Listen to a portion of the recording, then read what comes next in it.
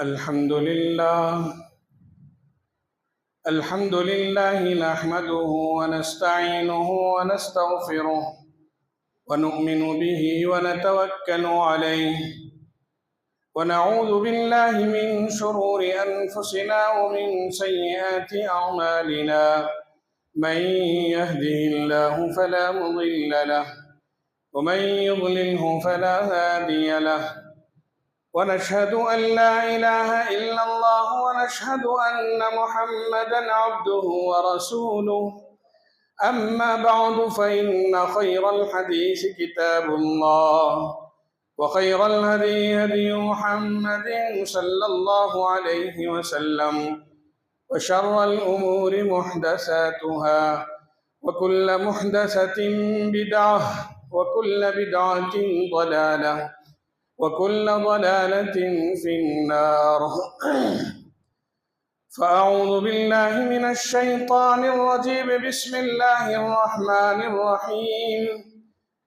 سبحان الذي أسرى بعبده ليلا من المسجد الحرام إلى المسجد الأقصى الذي باركنا حوله لنريه من آياتنا إنه هو السميع البصير.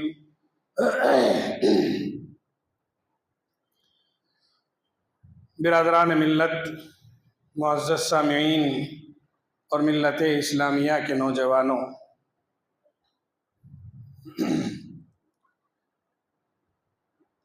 قرآن کریم کی یہ 15ویں پارے کی پہلی آیت کریمہ ہے. اس آیت کریمہ میں اللہ تعالیٰ نے عہد نبوی صلی اللہ علیہ وسلم میں واقع ہوئے ایک واقعے کی طرف اشارہ فرماتے ہیں، جسے ہم لوگ واقعہ معراج کے نام سے جانتے ہیں. معراج کا یہ واقعہ ہمارے کانوں سے، ہماری سماعتوں سے بار بار گزرتا ہے، اور ہم میں سے اکثر اس کی تفصیلات سے واقف بھی ہیں. یہ ایک ایسا واقعہ ہے جس میں اللہ تعالیٰ کی قدرت کاملہ کا اظہار ہوتا ہے کہ اللہ تعالیٰ کے دست قدرت میں سب کچھ ہے. اس رات اور رات کے ایک حصے میں اللہ تعالیٰ نے جناب محمد الرسول اللہ صلی اللہ علیہ وسلم کو مسجد حرام سے مسجد اقصیٰ اور پھر مسجد اقصیٰ سے آسمانوں، ساتوں آسمان، سدرۃ المنتہی، یہاں تک کہ اللہ کے قریب تک رات کے ایک مختصر سے حصے میں رسول اللہ صلی اللہ علیہ وسلم کو سیر کروائی. یہ واقعہ جہاں حیرتناک ہے، وہیں بحیثیت مسلمان ہم سب کے ایمان کا مقتضی ہے کہ ہم اللہ کی قدرت کاملہ پر کامل یقین رکھیں، اور اس واقعے کے کسی بھی گوشے پر ہمیں شک نہ ہو، شبہ نہ ہو، اعتراض نہ ہو، کیونکہ قدم قدم پر حیرت انگیز واقعات رونما ہوئے تھے. کہاں مسجد اقصیٰ اور کہاں مسجد حرام، دونوں کے درمیان کا فاصلہ، پھر رات اور رات کے ایک مختصر سے حصے میں مسجد حرام سے مسجد اقصیٰ جانا، پھر مسجد اقصیٰ سے آسمانوں کا سفر کرنا، اور مختصر سے وقفے میں جنت و جہنم کا مشاہدہ کرنا، انبیاء کرام رضوان اللہ علیہم اجمعین سے ملاقات کرنا، ان سے گفتگو کرنا، ان کے پیغامات حاصل کرنا، اور پھر اس مقام پر پہنچنا جہاں تک سب کی پہنچ نہیں ہے، بلکہ کسی کی پہنچ نہیں ہے. عند سدرۃ المنتہی عندہا جنت المأوی اذ یغشی السدرۃ ما یغشی. پھر اللہ کا قرب، اللہ سے ہم کلامی، یہ ایسا واقعہ ہے جو یقیناً حیرتناک ہے، مگر ہمارے ایمان تقاضا کرتا ہے کہ ہم اس پر ایمان لائیں اور کسی قسم کا شبہ نہ کریں۔ رسول اللہ صلی اللہ علیہ وسلم کو مسجد حرام سے مسجد اقصی لے جایا گیا، ایک ایسی تیز رفتار سواری سے جس کی رفتار کے بارے میں ہم تصور بھی نہیں کر سکتے۔ مسجد حرام پہنچے، مسجد حرام سے مسجد اقصی پہنچے، وہاں پر انبیاء کرام رضوان اللہ علیہم اجمعین تشریف فرما تھے، اور پھر آسمانوں کی طرف اٹھے، وہاں انبیاء کرام سے ملاقاتیں ہوئیں، ایک ایک آسمان پر ایک ایک نبی سے ملاقات ہوئی، 7ویں آسمان تک پہنچے، وہاں بھی نبی سے ملاقات ہوئی، پھر آگے بڑھے، اس مقام پر پہنچے جہاں تک جبرائیل امین کی پہنچ تھی، پھر اس کے آگے حضرت جبرائیل نے کہہ دیا کہ اب اس کے آگے مجھے جانے کی اجازت نہیں۔ وہاں بیری کا ایک درخت تھا، اس درخت سے آگے جانے کی حضرت جبرائیل امین کو اجازت نہیں تھی۔ آگے بڑھے تو وہاں پہنچے جہاں قلموں کی چلنے کی آواز آ رہی تھی، اور پھر رب سے ملاقات ہوئی۔ رب سے ملاقات کا قرآن نے سورہ نجم میں کہا، وہ قریب ہوئے، اللہ اور رسول قریب ہوئے، اس قدر قریب ہوئے کہ 2 کمانوں کے درمیان جتنا فاصلہ ہوتا ہے اتنا فاصلہ رہ گیا تھا۔ ثم دنا فتدلى فكان قاب قوسين او ادنى، پھر کیا ہوا؟ بات جو کرنی تھی، گفتگو جو کرنی تھی، ہم کلامی جو ہونی تھی وہ ہوئی۔ فَأَوْحَى إِلَىٰ عَبْدِهِ مَا أَوْحَى، رسول اللہ صلی اللہ علیہ وسلم کی زندگی میں پیش آیا یہ واقعہ ہمارے سامنے مختلف دروس رکھتا ہے، مختلف اسباق رکھتا ہے، مختلف اس کی حیثیت ہے۔ ہمیں صرف واقعہ معراج کو بڑی تفصیل سے بیٹھ کر شوق سے سن لینا کافی نہیں ہے، بلکہ اس سے جو نصیحتیں ہمیں ملتی ہیں، اس سفر سے ہمارے پاس جو پیغام ملا ہے، اس میں جو انعامات ہمیں ملے ہیں، اس سفر سے حاصل ہونے والے اسباق جن کی حفاظت ہمیں کرنی ہے، وہ اصل چیز ہے۔ واقعہ معراج پیش آیا کیوں؟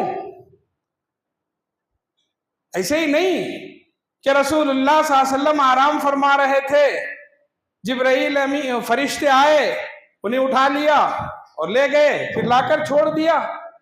مقصد تو ہوگا۔ واقعہ معراج کا سب سے بڑا مقصد یہ ہے کہ رسول اللہ صلی اللہ علیہ وسلم کو اس بات کی تسلی دینا تھا کہ آپ دعوت اور تبلیغ کی راہ میں جو لگے ہوئے ہیں، اس راہ میں جو مشکلات آپ اٹھا رہے ہیں، اس میں آپ اور صحابہ جو قربانیاں پیش کر رہے ہیں، اس کا ہرگز یہ مطلب نہیں کہ اللہ آپ کو تکلیف میں مبتلا کرنا چاہتے ہیں، اور اس کا ہرگز یہ بھی مطلب نہیں ہے کہ آپ اکیلے ہیں، آپ تنہا ہیں۔ یہ واقعہ کب پیش آیا تھا؟ ہم سب جانتے ہیں، مکہ مکرمہ میں رسول اللہ صلی اللہ علیہ وسلم جب سے دعوت و تبلیغ کا آپ نے آغاز کیا، تب سے تکلیفیں شروع ہو گئیں۔ جیسے جیسے دن بڑھتے گئے، جیسے جیسے ایام گزرتے گئے، ویسے ویسے تکلیفیں بھی بڑھتی گئیں۔ آپ کو اور آپ کے صحابہ کو مارا جا رہا تھا، پیٹا جا رہا تھا، تکلیفیں دی جا رہی تھیں، بدلے میں قربانیاں پیش کی جا رہی تھیں۔ اور جیسے جیسے دن سال مہینے گزرتے گئے، ویسے ویسے آپ علیہ السلام پر تکلیف کا دور بڑھتا رہا۔ ایک وقت ایسا بھی آیا کہ آپ کے جو ظاہری سہارے تھے، اصل مددگار، اصل مہربان اللہ کی ذات ہے، اور اللہ ہی پر بھروسہ تھا، مگر ظاہری جو اسباب ہیں جن کی وجہ سے قدرے اطمینان ہوتا تھا، جب دن بڑھتے بڑھتے وہ جو سہارے تھے وہ بھی ٹوٹتے گئے. ابو طالب کا انتقال ہو گیا. جانتے ہیں حضرت ابو طالب رسول اللہ صلی اللہ علیہ وسلم پر ایمان تو نہیں لا سکے، مگر سب سے زیادہ حامی آپ ہی تھے، مددگار تھے. آپ کے لیے دنیاوی ایک بہت بڑا سہارا تھے. وہ خدیجۃ الکبریٰ رضی اللہ تعالی عنہا آپ کی اہلیہ محترمہ تھی، جن سے دین کو اور آپ کو بہت بڑا سپورٹ تھا. مختلف جو ظاہری اسباب ہیں وہ سب ختم ہوتے جا رہے تھے، تکلیفیں بڑھ رہی تھی. کبھی کبھی یہ خیال بھی ستاتا تھا یہ تکلیفیں کہیں ہم پر ایسے ہی جاری تو نہیں رہیں گی، اور کبھی کبھی یہ بھی خیال آتا تھا کہ کیا اللہ نے ہمیں بس ایسے ہی چھوڑ تو نہیں دیا، اب اللہ کی مدد ہمیں نہیں آئے گی، ہم اسی تکلیف میں گزرتے رہیں گے.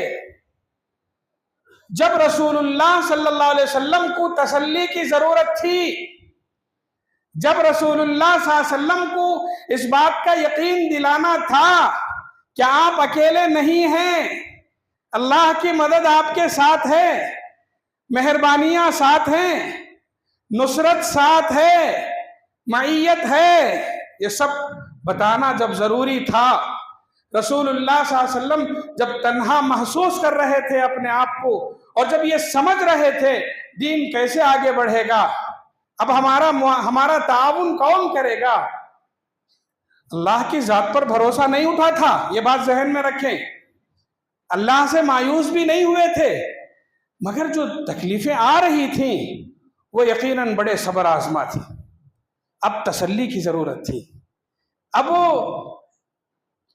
کسی ایسے سہارے کی ضرورت تھی یا اظہار کی ضرورت تھی جس سے قدم جم سکے، جس سے دین اسلام پر عمل آسان ہو سکے، دعوت اور تبلیغ آسان ہو سکے.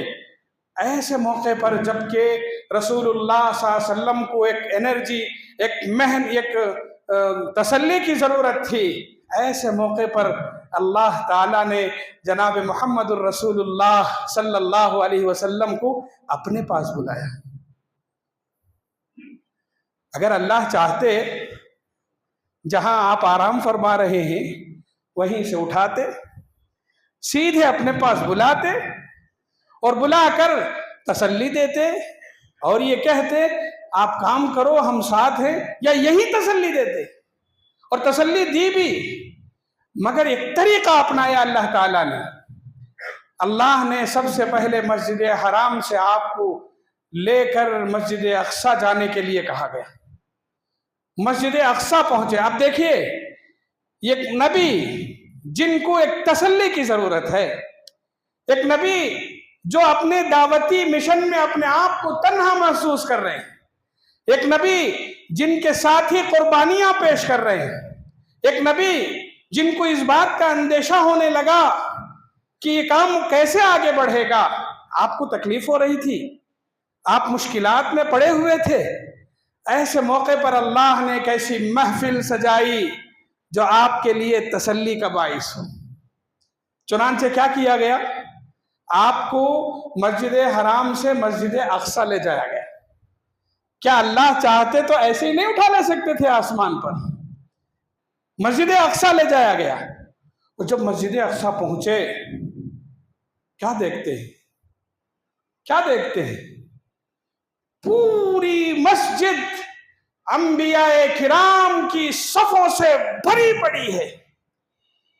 بتانا یہ مقصود تھا کہ نبی آپ نے جس کام کا آغاز کیا ہے، دعوت کی راہ میں آپ جو محنت کر رہے ہیں، وہ ساری محنتیں ان صفوں میں بیٹھے تمام انبیاء کرام نے کر دی. پوچھو ان سے، ان کی راہ میں بھی مشکلات آئی، ان کی راہ میں بھی تکلیفیں آئیں، ان کی راہ میں بھی انہوں نے بھی قربانیاں پیش کی. اس میں آدم بھی ہیں علیہ السلام، اس میں نوح بھی ہیں، اس میں موسیٰ بھی ہیں، اس میں زکریا بھی ہیں، اس میں یحییٰ بھی ہیں، اس میں عیسیٰ بھی ہیں، اس میں ابراہیم بھی ہیں. اولو العزم پیغمبر جتنے قرآن میں نام ذکر کیے گئے سب ہیں. اللہ کے رسول کو یہ بتانا تھا کہ آپ آخری نبی ہیں، دعوتی مشن کی راہ میں آپ کو جو تکلیفیں ہو رہی ہیں ان انبیاء کرام نے بھی یہ تکلیفیں اٹھائی ہیں۔ پوچھو نوح موجود ہیں؟ پوچھو نوح موجود ہیں؟ انہوں نے 950 سال تبلیغ کی ہے۔ ان کو لوگوں نے کیا نہیں کہا؟ دیوانہ کہا، مذاق اڑایا، تکلیفیں دیں، نیچا دکھایا، مگر نوح نے ہمیشہ کیا کیا؟ یا نوح قال یا قوم لیس بی ضلالۃ، میں گمراہ نہیں ہوں، میں دیوانہ نہیں ہوں، اللہ نے مجھے عقل دی ہے، ولکنی رسول من رب العالمین۔ یہ موسیٰ ہیں، پوچھو فرعون کے قصے ان سے، فرعون نے کتنا تکبر نہیں کیا۔ یہ عیسیٰ علیہ السلام ہیں، ان سے پوچھو۔ اللہ بتانا چاہتے تھے کہ جس کام میں آپ لگے ہوئے ہیں وقتی طور پر آپ تکلیف میں مبتلا ضرور ہیں، ظاہری جو اسباب ہیں مدد کے، نصرت کے، ساتھ دینے کے، یقیناً چھوٹے ہوئے ہیں۔ اس کا یہ مطلب نہیں کہ اللہ آپ سے چھوٹ گیا، اللہ آپ کی مدد نہیں کریں گے، کریں گے۔ چنانچہ آپ دیکھیے جب مسجد اقصیٰ پہنچے وہاں ایک کاروائی ہوئی۔ پہلی کاروائی یہ ہوئی کہ نماز کا اہتمام کیا گیا، اور نماز کے اہتمام میں تمام انبیاء کی موجودگی میں رسول اللہ صلی اللہ علیہ وسلم کو امام بنایا گیا، اور یہ بتایا گیا آپ اکیلے نہیں ہیں، آپ اس کام کو جاری رکھیے۔ امام الانبیاء بنے، جو خاتم الانبیاء تھے وہ امام الانبیاء بنے۔ اور پھر اس کے بعد نماز کے بعد ایک اور کاروائی ہوئی، جانتے ہیں؟ ملاقات کی۔ نوح علیہ السلام تشریف لائے، آدم علیہ السلام تشریف لائے، موسیٰ علیہ السلام تشریف لائے، ابراہیم علیہ السلام تشریف لائے، اور سب نے اپنا اپنا تعارف کروایا۔ مرحبا بالنبی الصالح والاخ الصالح، آؤ گلے لگو، آؤ ملو، میں نوح ہوں، میں موسیٰ ہوں، میں ابراہیم ہوں، میں زکریا ہوں، میں یحییٰ ہوں۔ سب نے اپنا تعارف کروایا، اور سب نے اپنے اپنے تجربات بتلائے، سب نے اپنی اپنی زندگی کے مشاہدات بتلائے، اور سب نے رسول اللہ صلی اللہ علیہ وسلم کو تسلی دی۔ آپ جاری رکھیے، آپ کام جاری رکھیے۔ معراج کا واقعہ ایسے ہی بس ایک لوگوں کو مست کرنے کے لیے یا حیران کو قصہ سنانے کے لیے قصہ نہیں ہے۔ دعوت اور تبلیغ کا کام کرنے والے لوگوں کے لیے سب سے بڑی تسلی کا باعث ہے کہ جو لوگ راہ خدا میں لگے ہوئے ہیں اللہ ان کے ساتھ ہمیشہ ہے۔ ہاں وقتی طور پر کبھی لگے گا کہ ہم اکیلے ہیں، کوئی گالی دے گا، کوئی ہمت پست کرے گا، کوئی آ کر اعتراض کرے گا، کوئی آ کر رکاوٹ ڈالے گا، کوئی مشکلات کھڑی کرے گا، کوئی مارے گا، کوئی ستائے گا۔ ان حالات میں ہمیں پست ہمت ہونے کی ضرورت نہیں، تنہا محسوس کرنے کی ضرورت نہیں، اور اگر کبھی تکلیف طویل ہو جاتی ہے تو بھی مایوس ہونے کی ضرورت نہیں۔ حضور صلی اللہ علیہ وسلم ایک ایسے دور میں آپ کو معراج کے سفر پر بلایا گیا جب آپ شدید قسم کی تکلیفوں میں تھے، انتہائی قربانیاں پیش کی جا رہی تھی۔ ایسے موقع پر آپ علیہ السلام کو ہمت کی ضرورت تھی، حوصلے کی ضرورت تھی، ساتھ کی ضرورت تھی، تسلی کی ضرورت تھی، اور وہ اللہ نے انتظام کیا۔ آپ دیکھیے جو اپنے آپ کو تنہا محسوس کرے اسے سب کے سامنے بلا کر ایک اعزاز سے نوازا جائے کتنا خوش ہوگا.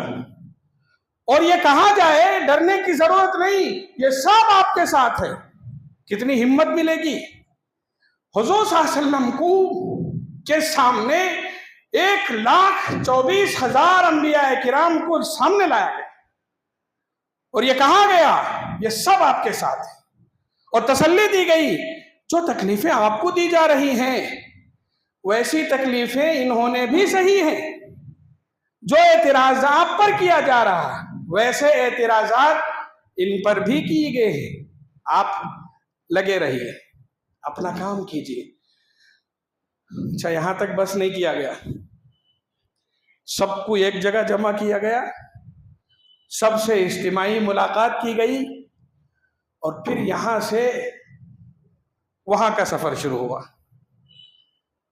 اب پہلے آسمان پر پہنچ رہے ہیں، وہاں کا نظام، وہاں کی ترتیب، وہاں کا نظام اللہ کو معلوم ہے کہ نہیں. آج ہم نے محمد کو بلایا ہے صلی اللہ علیہ وسلم، جبرائیل امین علیہ السلام کو پتا ہے کہ نہیں ہمیں لے کر جانا ہے. نظام دیکھیے، پہلے آسمان پر پہنچے، دروازہ کھٹکھٹایا گیا اور اندر سے پوچھا جا رہا ہے کون ہے؟ کہا میں جبرائیل ہوں. پوچھا کوئی ساتھ ہے؟ کہا ہاں محمد صلی اللہ علیہ وسلم ساتھ ہیں. کیا انہیں لانے کے لیے کہا گیا؟ کہا کہ ہاں. دروازہ کھلا. اب جب دروازہ کھلا پھر ایک نبی سے ملاقات، اور وہ نبی پھر انفرادی طور پر اپنا تعارف کروا رہے ہیں، میں نبی ہوں، میں نے بھی یہ کام کیا ہے، میں آپ کا استقبال کرتا ہوں، میں تسلی دیتا ہوں کہ آپ اس کام کو جاری رکھیے. ایک ایک آسمان پر پہنچتے اور ایک ایک نبی سے ملاقات ہوتی، وہ نبی اپنی دعوتی تجربات بتلاتے، وہ نبی اپنی نصیحتیں فرماتے تھے. اب آپ دیکھیے اسی میں حضرت ابراہیم علیہ السلام سے بھی ملاقات ہوئی، اسی میں حضرت موسیٰ علیہ السلام سے بھی ملاقات ہوئی، اور ہر نبی نے رسول اللہ صلی اللہ علیہ وسلم کو تسلی بھی دی اور امت کے لیے پیغامات بھی بھیجے، اپنے تجربات بھی بتلائے. موسیٰ علیہ السلام نے اپنا تجربہ بتایا کہ نہیں؟ کیا تجربہ؟ اللہ کے پاس تشریف لے گئے، واپس آتے ہوئے اللہ نے کیا دیا؟ 50 نمازوں کا تحفہ دیا. اور جب تمام 50 نمازیں لے کر رسول اللہ صلی اللہ علیہ وسلم تشریف لا رہے ہیں، خوش ہیں، میری امت ذکر، نماز، دعا، اللہ کی یاد، اللہ کا ذکر، اب بس اللہ کو خوش کرنے کا بڑا تحفہ مل گیا. موسیٰ علیہ السلام کے پاس تشریف لائے، واپس اسی راستے سے آنا تھا. موسیٰ علیہ السلام سے ملاقات ہوئی، پوچھا ملاقات ہو گئی، بات چیت ہو گئی، تحفے میں کوئی چیز ملی؟ کہا کہ ہاں 50 نمازیں ملی ہیں. موسیٰ علیہ السلام نے کہا اللہ اکبر، 50 نمازیں! رسول اللہ صلی اللہ علیہ وسلم اب تک تو خوش تھے، مگر جب موسیٰ علیہ السلام نے تھوڑی تشویش کا اظہار فرمایا تو پوچھ ہی لیا کیوں، کیا بات ہے؟ کہا میرا تجربہ یہ بتلاتا ہے آپ کی امت اس پر عمل نہیں کر سکی. یہ تفصیل آپ جانتے ہیں، موسیٰ سے ملاقات کی تفصیل آپ جانتے ہیں.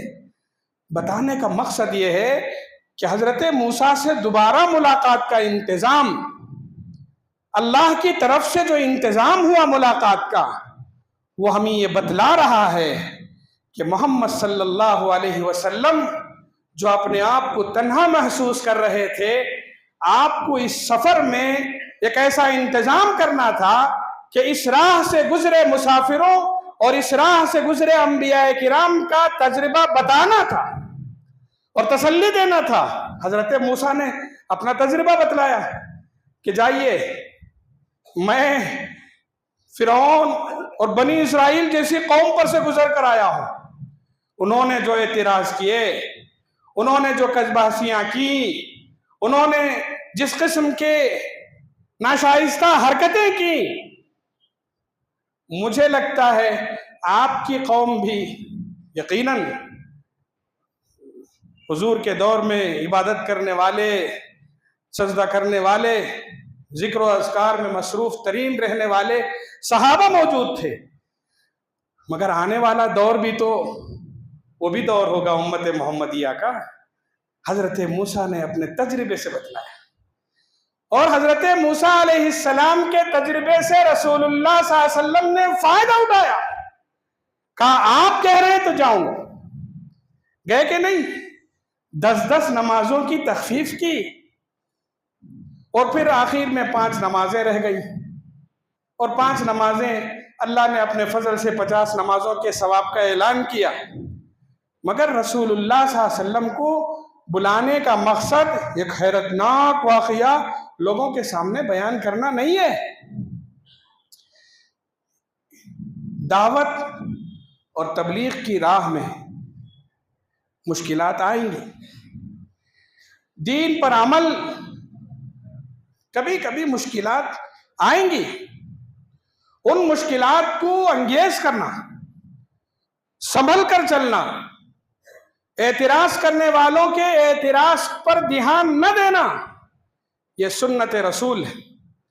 اور واقعہ معراج میں ہمیں یہ بتلایا گیا، مشکل کے بعد انشاءاللہ ایک دن آپ کا اعزاز ہوگا، آپ کی تکریم ہوگی، آپ کو ہمت دی جائے گی، آپ اپنے کام میں لگے رہے۔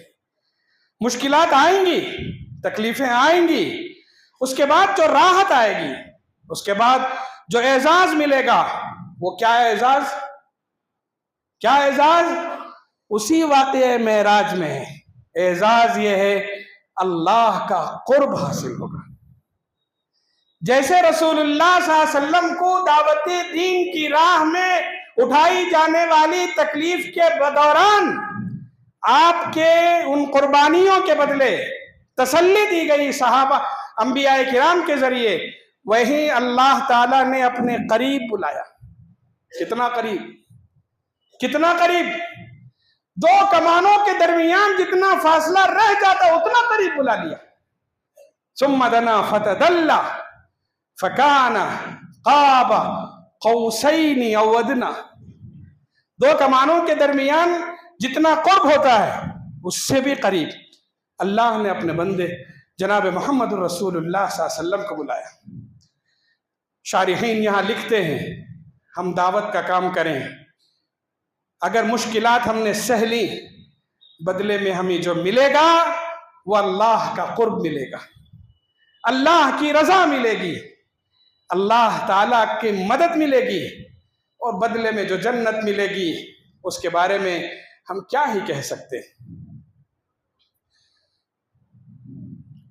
معراج کے سفر میں انبیاء کرام سے ملاقات کے دوران جہاں موسیٰ علیہ السلام سے تجربہ ہوا، تجربہ حاصل کیا، فائدہ اٹھایا، وہیں حضرت ابراہیم علیہ السلام سے ملاقات کے دوران ایک نسخہ لے کر آئے، یعنی یوں کہیے حضرت ابراہیم کی طرف سے ایک تحفہ لے کر آئے، ایک تحفہ اللہ کی طرف سے نمازوں کا، اور ایک تحفہ حضرت ابراہیم علیہ السلام کی طرف سے۔ کیا تحفہ؟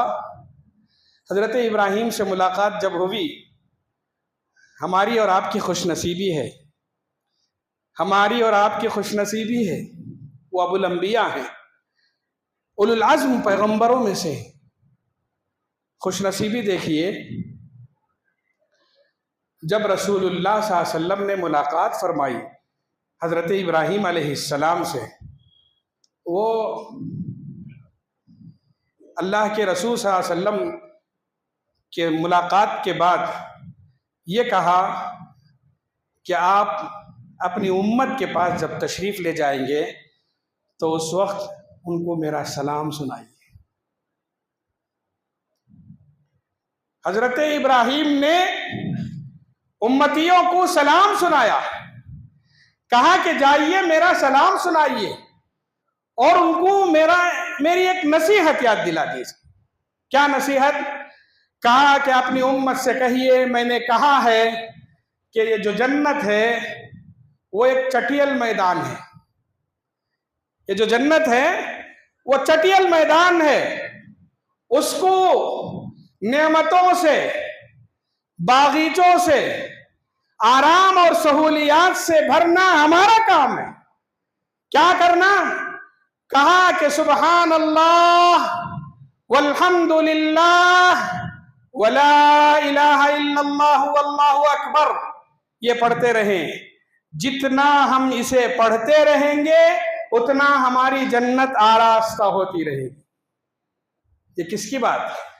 हजरत इब्राहीम की नसीहत उम्मत मोहम्मदिया के लिए जनाब मोहम्मदुर रसूलुल्लाह सल्लल्लाहु अलैहि वसल्लम के मेराज पर तशरीफ ले जाते वक्त एक नुस्खा मिला है हमें, हमारी जन्नत को आरास्ता करने के लिए, हमारी जन्नत को आरामदेह बनाने के लिए। सुबहान अल्लाह किसे याद नहीं है? अल्हम्दुलिल्लाह किसे याद नहीं है? वल्हम्दुलिल्लाह वला इलाहा इल्लल्लाह वल्लाहु अकबर, बस पढ़ते रहिए। कितने गाने हम गुनगुनाते हैं, कुछ फायदा नहीं। कितनी गालियां बक देते हैं, कुछ फायदा नहीं। कितनी गीबतें करते हैं, कुछ फायदा नहीं। आप 5 मिनट 2 मिनट आपको मिल गए, बैठे बैठे पढ़ लीजिए सुभान अल्लाह अल्हम्दुलिल्लाह वला इलाहा इल्लल्लाह वल्लाहु अकबर। बैठे बैठे जन्नत आरास्ता होते जाएगी। इब्राहीम अलैहिस्सलातु वस्सलाम ने कहा, अंबिया किराम से मुलाकात के बाद रसूलुल्लाह सल्लल्लाहु अलैहि वसल्लम ये सब तोहफे हमारे लिए लेकर आए हैं।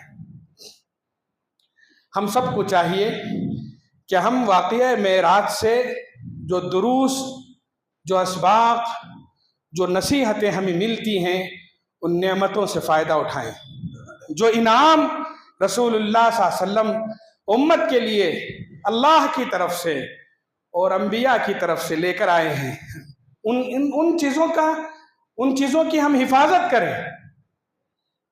एक और चीज़ लेकर आए, आमतौर पर हम समझते हैं, जानते हैं कि नमाजों का एक तोहफ़ा लेकर आए थे, उसके अलावा एक और तोहफ़ा भी लेकर आए थे। जानते हैं, हदीस में आता है रसूलुल्लाह सल्लल्लाहु अलैहि वसल्लम को अल्लाह ताला ने आते हुए एक तोहफ़ा ये भी दिया था कि सूरतुल बकरा की जो आखिरी आयतें हैं उसे पढ़ते रहा। आमन रसूल बिमा उन्ज़िला इलैका मिन रब्बिक, आखिर तक, ये आखिर तक ये आयतें मेराज का तोहफ़ा हैं। इससे क्या होगा? हमारी सारी मुश्किलात का इलाज इसमें है। हम में से कितने हैं जो परेशान हैं, हासिदीन के हसद में जकड़े हुए हैं। हम कहते हैं किसी ने जादू कर दिया है, हम कहते हैं किसी की नजर लग गई है, हम कहते हैं फला फला हमसे हसद कर रहा है, हम कहते हैं हमारे दुकान के बाजू दुकान वाला हमें तरक्की करने नहीं देता, हम कहते हैं हमारे रिश्तेदार हमारा बुरा चाहते हैं, हम कहते हैं हमें तरक्की देखते हुए लोग हमसे जल रहे हैं, हम ये कहते हैं हमारे पास पैसे नहीं हैं, हम दुनिया में माल की, दौलत की और मुख्तलिफ सहूलियात की शिकायत करते हैं। कहा ये पढ़ते रहो, पढ़ो ये आयतें। आमन रसूल बिमा उन्ज़िला इलैका मिन रब्बिक इलैहि मिन रब्बिक कुल्लुन आमन बिल्लाहि व मलाइकतिहि व कुतुबिहि व रुसुलिहि। पढ़ते रहें, अल्लाह आपको मुश्किलात से बचाएगा। अरे मुश्किलात छोड़िए, इतनी असरअंदाज आयत है ये, हुजूर सल्लल्लाहु अलैहि वसल्लम इसे रोजाना रात को पढ़ते थे सोने से पहले। आज हमारे पास, अल्लाह सबकी हिफाजत फरमाए, सोने से पहले दवाइयों का एहतिमाम हमारे पास है। नहीं खाकर सोऊंगा पता नहीं क्या हो जाएगा। जिस तरीके से हम दवाइयों का, मैं नहीं कह रहा हूं कि आप दवा मत खाइए, जरूरी है खाना, जरूरी है खाए, یہ علاج ہے، یہ اسباب ہیں، اختیار کریں۔ جس پابندی سے ہم وہ کھا رہے ہیں، کم سے کم اسی پابندی سے یہ دعائیں بھی تو پڑھ لیں۔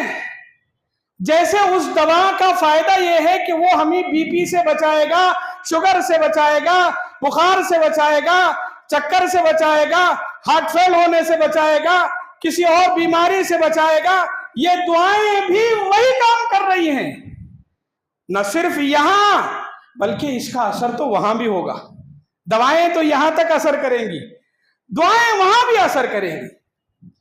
آپ علیہ السلام پابندی سے سونے سے پہلے یہ آیتیں پڑھتے تھے، آمن الرسول اخیر تک۔ کیا فائدہ معلوم؟ جب یہ پڑھ لیں گے بستر پر، حدیث میں آتا ہے شیطان خود کہتا ہے اب میں اس کا کچھ نہیں بگاڑ سکتا۔ کیا بڑا تحفہ ہے، کیا عظیم نعمت ہے۔ کیا اس کے بعد بھی ہم نہیں پڑھیں گے؟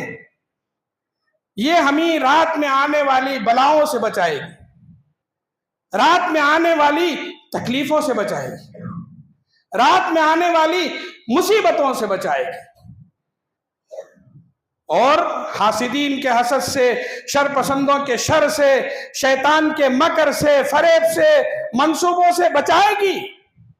ساتھ میں رات، حدیث میں آتا ہے رات بلاؤں اور مصیبتوں کا وقت ہے، اسی لیے رات میں ذکر کریں، تہجد کریں، دعائیں پڑھ کر سوئیں۔